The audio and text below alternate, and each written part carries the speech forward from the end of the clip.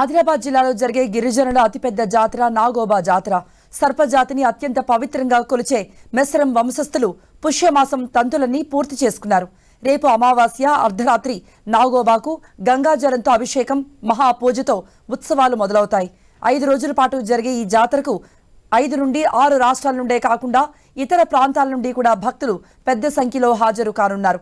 ఇప్పటికే ఉత్సవాలకు ఆలయాన్ని అంగరంగ వైభవంగా ముస్తాబు చేశారు. నాగోబా జాతర ఏర్పాట్లపై మరింత సమాచారం మా ప్రతినిధి ప్రేమ్ సాగర్ అందిస్తారు.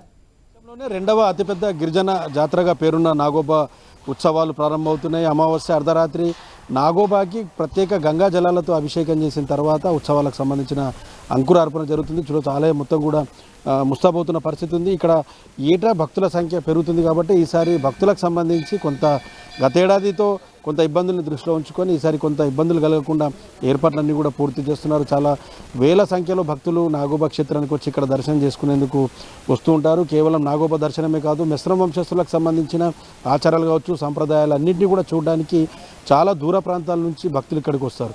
దాంతోపాటు ప్రత్యేకంగా మెస్రం వంశానికి సంబంధించి దాదాపు 5 రాష్ట్రాల నుంచి ఈ వంశస్థులంతా కూడా నాగోబా క్షేత్రానికి తరలి వస్తారు. 3 రోజుల పాటు ఉత్సవాలకు ముందు నుంచే ఇక్కడ బస చేస్తూ వాళ్ళ సంబంధించిన పూజలు, సాంప్రదాయాలన్నీ కూడా కొనసాగించడంతో పాటు జాతర ప్రారంభమైన తర్వాత 3 నుంచి 5 రోజుల పాటు ఈ మిశ్రమ వంశస్థులంతా కూడా ఇక్కడనే బస చేస్తూ ఉంటారు. సో గతంలో చాలా చిన్న ఆలయం ఉండేది.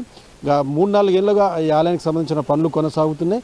ఈ గర్భగుడికి సంబంధించి కనిపిస్తున్న ఆలయం మొత్తం కూడా కేవలం మిశ్రమ వంశస్థులకు సంబంధించిన వాళ్ళు చందాల ద్వారా పోగు చేసుకున్న డబ్బుతోనే ఈ ప్రధాన ఆలయాన్ని అంతా కూడా కట్టుకున్నారు. గర్భగుడితో పాటు ఇదంతా స్ట్రక్చర్ అంతా కూడా పూర్తిగా ఆలగడ్డకు సంబంధించి ఆలగడ్డ నుంచి తెప్పించిన ప్రత్యేకమైన శిలలతో ఈ నాగోబా ఆలయము ఆల్మోస్ట్ పూర్తయింది. గత ఏడాది వరకు కూడా ఆలయానికి సంబంధించిన బయట వరకే పూజలు నిర్వహించేవారు. కానీ ఈసారి ఆలయం పూర్తి స్థాయిలో గర్భగుడి అంతా కూడా పూర్తయింది కాబట్టి పూజలన్నీ కూడా నాగోబాకి సంబంధించి మహాభిషేకం కావచ్చు, మహాపూజ అంతా కూడా ఈ ఆలయంలోనే జరిగే అవకాశం కనిపిస్తుంది.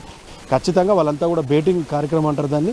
నాగోబా క్షేత్రంలో ఆ కొత్త కోళ్ళందరినీ కూడా పరిచయం చేస్తేనే వాళ్ళు మిశ్రమ వంశస్థులోకి వాళ్ళ నెక్స్ట్ ఆలయానికి సంబంధించి నెక్స్ట్ పూజల్లో పాల్గొనడానికి వాళ్ళందరినీ కూడా అర్హులుగా ప్రకటిస్తూ ఉంటారు. సో దాని తర్వాత 3 రోజుల పాటు బేతాల పూజలు కావచ్చు, వివిధ రకాలమైన 5 రోజుల పాటు ఉత్సవాలు జరుగుతాయి. సో ఈ ఉత్సవాల్లో పాల్గొనేందుకు, ఈ ఉత్సవాలను చూసేందుకు చాలా భారీ ఎత్తున భక్తులైతే చాలా చేరుకుంటున్నారు. ఇప్పటి నుంచే జాతర టైంలో మాత్రం దాదాపు 5-6 రాష్ట్రాల నుంచి పెద్ద ఎత్తున భక్తులు ఈ క్షేత్రానికి వస్తుంటారు, నాగోబా దర్శనానికి కావచ్చు, మిగతా దానికి కూడా. సో దానికి సంబంధించి పూర్తి స్థాయి ఏర్పాట్లు జిల్లా అధికార యంత్రాంగం కావచ్చు, మిగతా వాళ్ళంతా కూడా చేసిన పరిస్థితి. ఆలయం అయితే ప్రస్తుతం సర్వంగా సిద్ధంగా రూపుదిద్దుకుంది. సో అమావాస్య రోజు అర్ధరాత్రి నాగోబాకి అభిషేకం జరిగిన తర్వాత 10వ తేదీ ఉదయం నుంచి కూడా ఉత్సవాలు 5 రోజుల పాటు ఉత్సవాలు జరుగుతాయి. ఆ తర్వాత ప్రజా దర్బార్ కూడా ఉంటుంది. గిరిజన సమస్యలపైన అధికారులు, ప్రజాప్రతినిధుల సమక్షంలో ప్రజా దర్బార్ను కూడా నిర్వహించే సాంప్రదాయం చాలా కాలంగా ఇక్కడ జరుగుతున్న పరిస్థితి ఉంది. సో మొత్తానికైతే నాగోబా ఉత్సవాలకు సంబంధించి నాగోబా క్షేత్రం అయితే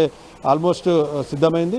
సో భక్తుల తాకిడి కూడా పెరిగింది. ఈసారి కూడా ఎప్పటికంటే ఎక్కువగా అధిక సంఖ్యలో లక్షలాదిగా భక్తులు వచ్చే అవకాశం ఉందని చెప్పేసి ఇటు అధికారులు కావచ్చు, ఆలయానికి సంబంధించిన కమిటీ అంచనా వేస్తున్న పరిస్థితుల్లో అన్ని రకాల ఏర్పాట్లు అయితే పూర్తి చేస్తున్నామని చెప్పేసి చెప్తున్న పరిస్థితి. కెమెరా పర్సన్ చందుతో ప్రేమ్ సాగర్, 10 టీవీ, నాగోబా క్షేత్రం నుంచి.